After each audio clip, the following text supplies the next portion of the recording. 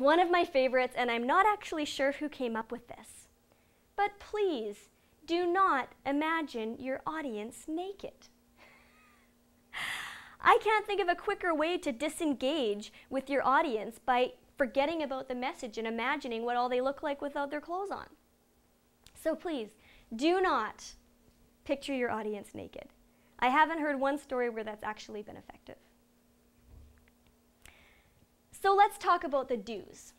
What can you do and what should you do as an effective public speaker? Kiss it. Keep it simple, sweetheart. The more simple your message is, the more engaged your audience will be. Simplicity is the most sophisticated form. Simplicity is ultimate sophistication. And when I heard that, it really struck me, because what it does is the more simple your message is, the more engaged your audience can be, and they start thinking for themselves how your message really applies to them. And you leave space for them to really realize what the learning is. So keep it simple, sweetheart. Kiss. Another do. Be prepared. Now this one is a definite given. We've all heard this before, but what does it mean? And like this penguin guy here, he's a penguin and he lives on the snow, but he is prepared for extreme situations. And the more prepared you are to control the controllables, the better able you will be to manage the things that you aren't aware of and that are unexpected, such as IT issues, or such as something coming up in the room, somebody talking off base, or whatever the unexpected part is. If you're well prepared and have managed all the controllables, then you'll be more equipped to handle anything. When it comes to public speaking, to approach it with freedom and happiness, to feel confident and comfortable up here, this is really your time to shine. What a fantastic opportunity for someone to ask you to come and speak with them, or to even give you their time to share your message with them. This is exciting, and it's our time to own the space, own our confidence and our voice, and come and say what we need to say. So the more you can feel free, happy, confident, and comfortable, the more engaging you will be with your audience. All right. Heart and head. One of my favorite books that I've read is from Daniel Pink, and it's called A Whole New Mind.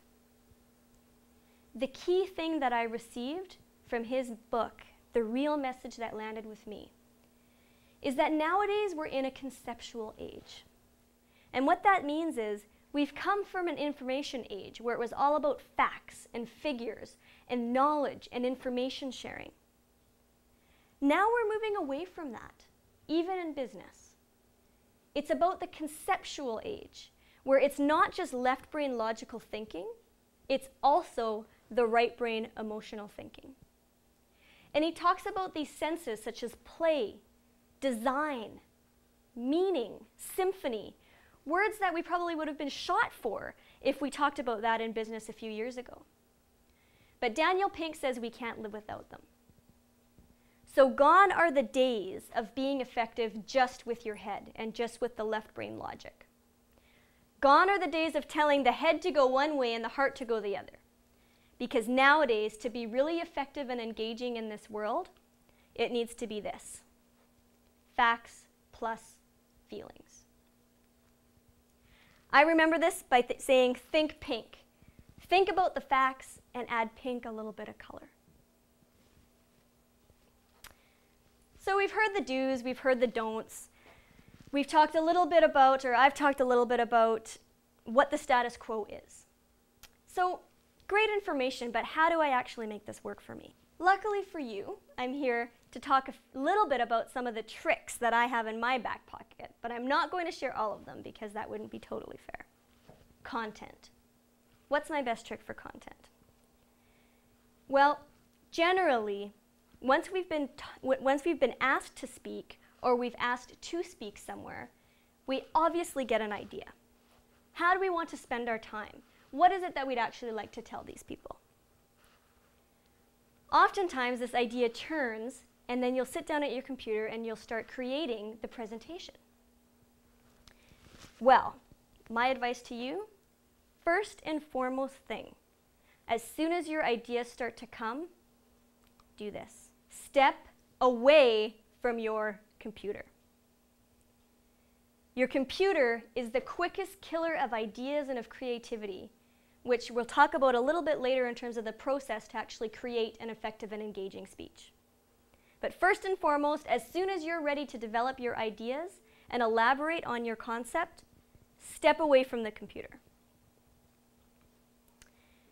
It's crucial that once you've stepped away, you sit down and ask yourself the key questions. Key questions such as, who is my audience? What are they going to want to walk away with? Why have I been asked? Why haven't my competitors or someone with a different topic or in a different field been asked? Why have these people given themselves time to hear what I have to say? And really ask yourself what the purpose is of your speaking engagement. And in addition to that, really tune into yourself. What are the winning conditions for me when it comes to public speaking? Personally, I'm not a morning person. So I will try to avoid morning presentations or speaking engagements at all costs because I know I'm not my best at 9 a.m. So I was very thankful that today the presentation is a little bit later.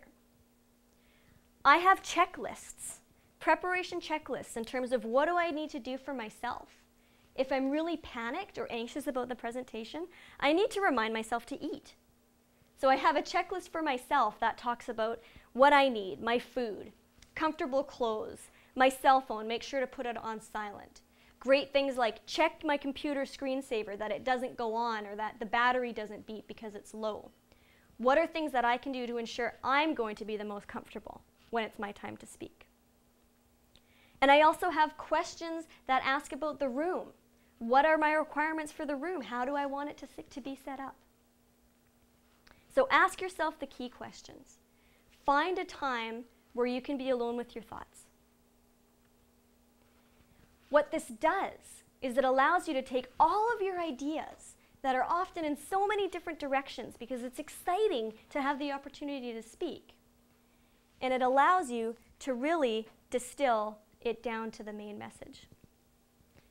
What is the simple core message that you want your audience to walk away with? For me personally, I use a process. I'm sure we all have our different ways of preparing. I'm going to share mine, and you're welcome to take whatever you like to walk away with it. The first thing that I do is brainstorm. Now, this is a jargon word in business, and we've all heard it. But when I say brainstorm, I'm talking about mind maps. So when I do a mind map, I'll start with one core idea. And I'll say, for example, okay, I want to speak about travel in Victoria. And I create a lovely little cloud about that. And then I basically throw up all of my thoughts that are running around in my head onto this mind map. So when I think travel in Victoria, I think boot chart. I think whale watching. I think the castles. I think ferries. What else comes to mind? Nature. Hotels. And the list would go on and on and on. And once you've brainstormed the key idea, you can take each one of these and funnel down. So castles, we've got Hatley. We've got Craigdorroch. Right? What about nature? Oh, there's the Wanda Fuca. There's Souk Park. And you can take each one of these ideas and put down all of your thoughts that you think. And we only took about 30 seconds, and look how much information's already come out of my head. And what this allows me to do is create more space in my mind to really get creative and to funnel down the message. So after you've brainstormed and gotten lots of your ideas out and created that space, it's about grouping these ideas. So if we were to spend some time with the mind map that I've just created, you would see that common things come up in terms of accommodation or activities or nature adventures, things like that. And the more information you get out, the more ideas you'll be able to group into your key concepts. Because once you have your key concepts, it's like you've created the backbone for what it is you want to say.